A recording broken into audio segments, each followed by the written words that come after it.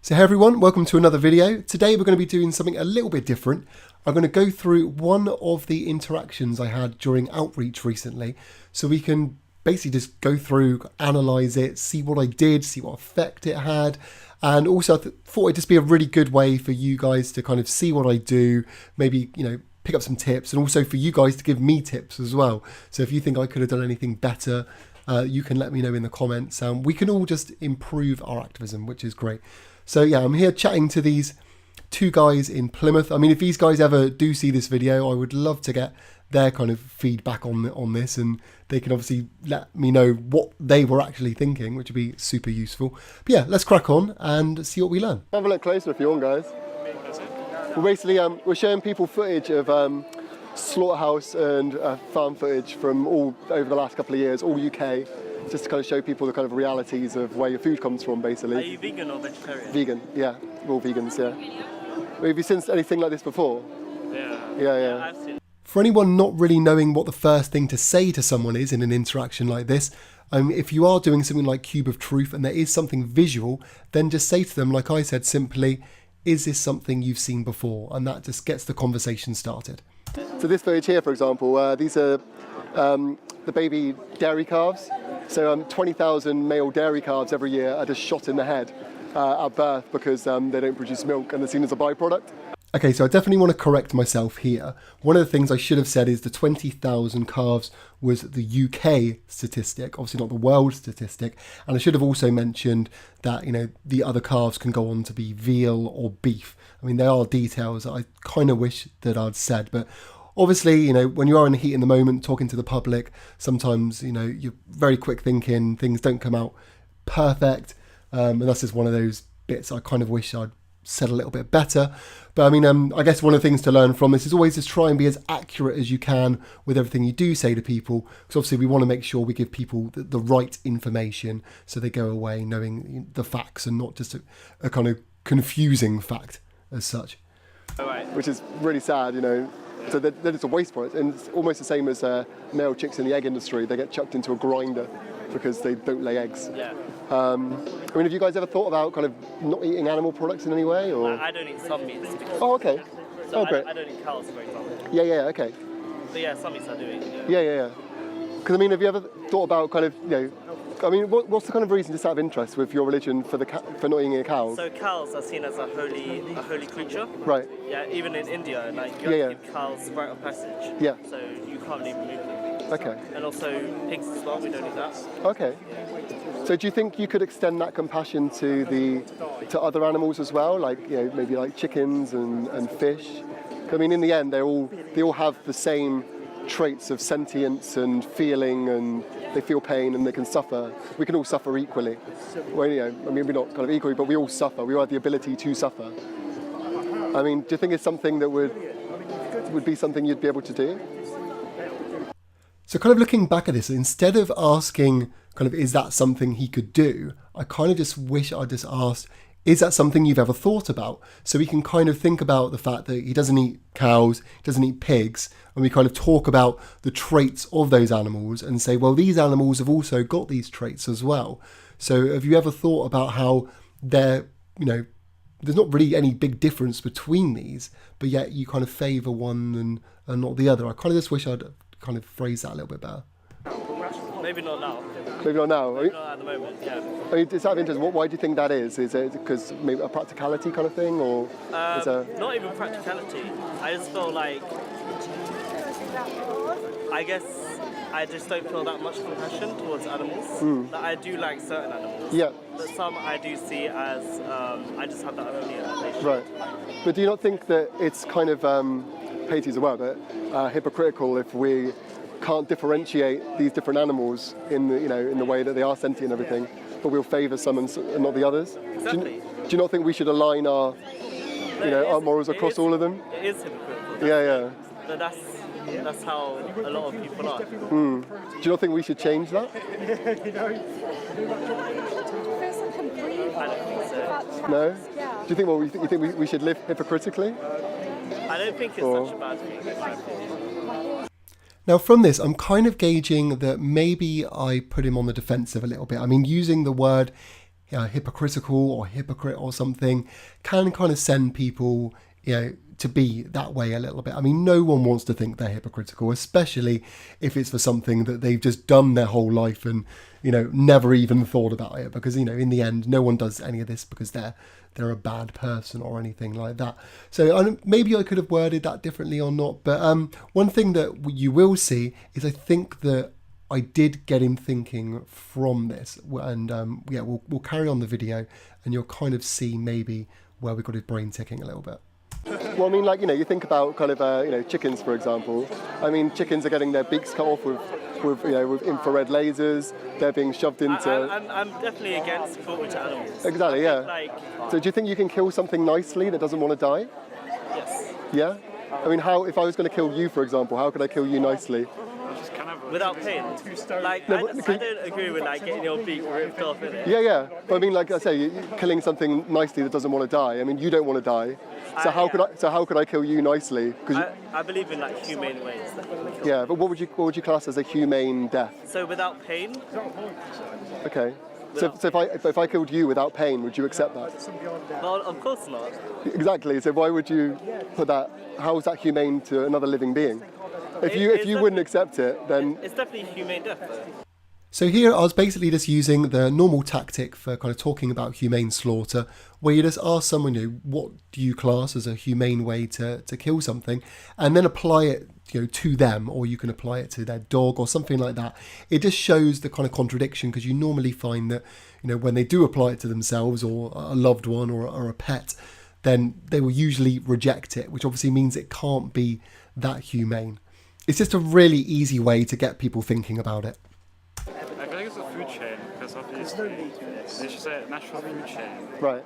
So some animals need to kill other animals to survive. Okay. And I know we don't need to, but that's what I feel like. I want to eat halal food. Okay. So with halal, you have to kill them humanely. Yeah. Without paying. And I don't eat pork because we believe it's a dirty animal. Yeah. But kind of like you said, we don't need to eat them. Mm-hmm. So if we don't need to eat them, how is that a part of the... to survive, but I feel to have a healthy diet, you need to... No, I think you can have a healthy diet with veganism. Yeah. Completely. Especially now, because you have corn, you have all of these natural proteins that come from bacteria. Yeah. You don't need to eat meat to survive. So this was a really positive turning point in the conversation. Obviously, he recognises here that we don't need to eat meat to survive, and that we can be, happy and healthy, which is great.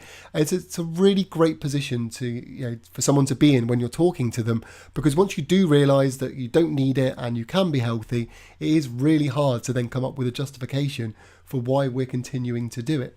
And obviously, this does make you wonder, how come he's become more positive now, and was it maybe because of what I said before, maybe something twigged in his brain, or we'll never know. But the good thing is he's on the right path. Yeah, I mean, a good thing to bear in mind as well is, where does your food get their food, and then nutrients, cows are herbivorous and they're getting their, from plants.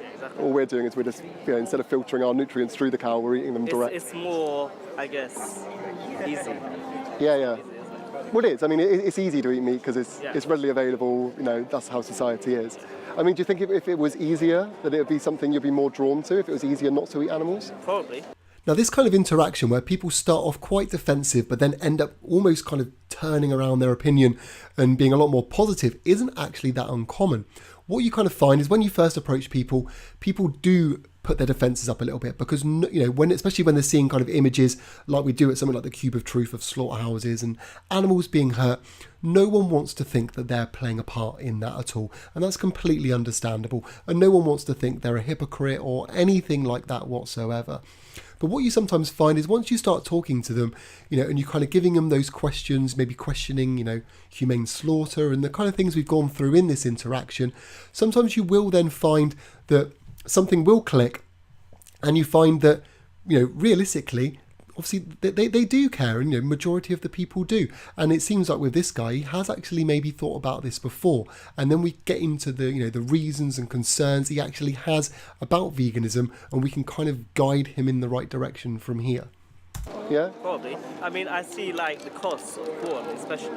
Yeah, because all of these advancements in science are relatively new. Yeah. But once they start mass producing it in a way that's accessible to everyone, Yeah. and that in the store, meat doesn't come at the first shelf. Because I see like a lot of vegan foods, especially like gluten-free stuff, they're all pushed to one shelf. Yeah. There's not much choice that you get. So I think that's why a lot of people will choose to eat meat. So as the choices expand, you think more people will be more likely to jump on board and everything? Yeah. So what he just said then kind of sums it all up. Obviously, the defences have come down now, and we're actually hearing, the real concerns he actually has with veganism, and it does seem like he's thought about it in the past. Obviously, he's fully aware, that there's vegan products on the shelf, and he's concerned about the availability and the expense, and just kind of, how difficult it is. I mean, in the meantime, though, obviously stuff like the substitutes and stuff are, I'll fully admit, some of them are more expensive. We still do have the basics of your pasta, rice, grains, legumes, fruits and vegetables. I kind of wish I hadn't said all the meat substitutes are expensive, because that isn't actually the case. Obviously, Linda McCartney sausages are £1.50 for 6, and the prices are drastically coming down, especially if you go into supermarkets and get their own brand soy mince and own brown burgers. So that's just something that I should remember to do for future interactions. They actually don't eat meat at all. Oh, okay. Yeah. It's like a meat-free Tuesday kind of thing. Maybe you should try and extend that. Maybe you could do Monday and Tuesday, and then go Monday, Tuesday, Wednesday. You can see where that's going. So it's every day of the week. Because in the end, I don't think any of us agree with how animals are treated in the farming system. And unfortunately, they're all being killed needlessly, basically. If we don't need it, it's needless. So I think if we can... Oh, thank you very much, mate. So I think if we can make a positive change and we can live in a kinder way, I think we should work towards that. I understand that for a lot of people it seems very difficult. I was vegetarian for 15 years before I went vegan, purely because I thought it was too hard. So I understand that I can never expect someone to just do things overnight, because I didn't. But I think once you kind of get over that learning curve of knowing what you can eat and where you can eat, it becomes really easy. And I think it's something that if we all did, we're just going to create a better world for all of us. Now, I do tend to be in the habit of saying that line of, because I was vegetarian for 15 years and didn't go vegan straight away, that I can't expect people to do it overnight. And as much as it's kind of maybe kind of a reassuring thing for the people I'm speaking to, in the way that it doesn't put too much pressure on them. You do want to kind of say the urgency, obviously, because the animals aren't waiting. I do kind of wish I'd said it in a different way, in that, when I did go vegan after 15 years, it was a bit of an anticlimax in the way that I found it so easy. And I'd wish that I'd done it sooner. So I think in future, I'm going to try and not say that, and kind of say it more that way as well. Kind of be more encouraging in the way that I was actually shocked at how easy it was. And I think that if they tried it as well, then once they get over that kind of initial learning period, they'll probably find it easy as well. Because I think, it is easy once you get over the learning period. I think I've said learning period quite a lot, so I'll carry on. For the animals, for us as humans, you might know about animal agriculture's impact on the environment, for example, is terrible. 95% of Amazon deforestation is purely through cattle ranching and for the food to feed the cattle. I should have said 91%, not 95 there. Oops. Animal agriculture is also producing more greenhouse gases than all of the world's transport combined. These are really horrific facts. And, we can make a better world for ourselves as well. And it's healthy as well. I think if everyone was vegan, a lot of the world's problems would just go. Yeah. But then again, it's just so ingrained into society. Yeah, it is, yeah. But it's good to see that you're fighting your fight. Cool, I appreciate it. Do you think if I just gave you some information, you'd at least have a look at it? Obviously, we can't force you to do anything, but of course. If you would take a look at some information. Now, that's an amazing thing to hear from anyone that you're interacting with. Obviously, he started off a little bit defensive, but just from, talking casually and, being polite, I hope that it's come across that I'm being polite. I always try and be, polite as I can with people. We've now got to a point where he's kind of, thinking in his head, if everyone went vegan, we could solve a lot of these problems, which is absolutely great. And he's also realizing as well that the reason we're doing this is just because it's ingrained into society and everything. He's really questioned his own thoughts and beliefs, and that's really great. Now, you notice that I chucked in a little bit about the environment there. Now, the reason I did that is when you speak to some people, you can kind of get an idea of what angle to go down. Some people you talk about the ethics, some people you talk about the environment, some people, you talk about their health. You kind of judge, on kind of, what you think they're interested in. With those guys, I kind of couldn't really tell kind of what angle to go down. So what I tend to do there is just give a little bit of everything. So obviously we spoke a lot about ethics mainly, so give a few facts about the environment. And obviously we've kind of already, made that conclusion that, veganism is happy and healthy. So we've kind of covered all bases. I mean, there's documentaries on there. There's also a thing, if you did want to ever try, called Challenge 22, where basically you can go on there, give you a mentor for 22 days. They actually guide you through everything you need to know about a vegan diet. I've heard that. Yeah, which is really cool. And it will just give you basically all the general information. But all we ask is, just go away, process the information, look it up. There is a nicer way that we can do things. And, I think we all love animals. We're just stuck in a habit, I think, if anything. We eat meat because it's a habit, I think. But I really appreciate your time anyway. Yeah, good to meet you too. Yeah, have a good day, guys. All right. So obviously we've come to the end of the interaction.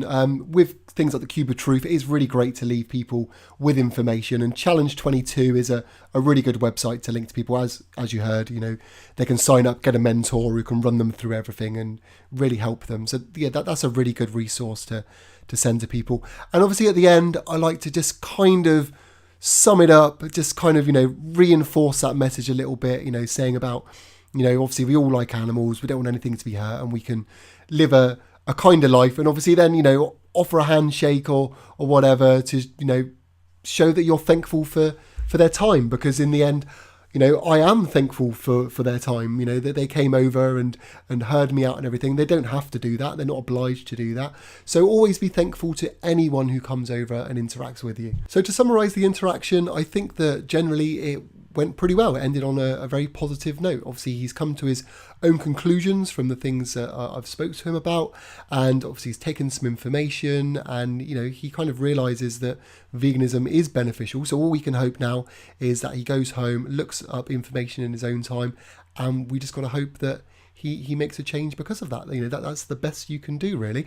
I mean, I would definitely say it wasn't my smoothest interaction. I mean, but when you are doing outreach for 3 to 4 hours at a time, every interaction isn't going to be perfect. I mean, it's just, practice makes perfect. And that's even the same with me that's done this, weeks and weeks and weeks, one after another. And, you're still not going to be perfect, but this is why I'm doing this whole thing. So you can learn, I can learn, and we just all get better at it. So yeah, I mean, I'd love to hear what you guys think. If you've got any comments, whether you think I could have done something better or whether this helped you or whatever, please leave a comment down below, and I'll definitely read through them all and see what we can learn from them. If you want me to make more of these videos, obviously let me know as well.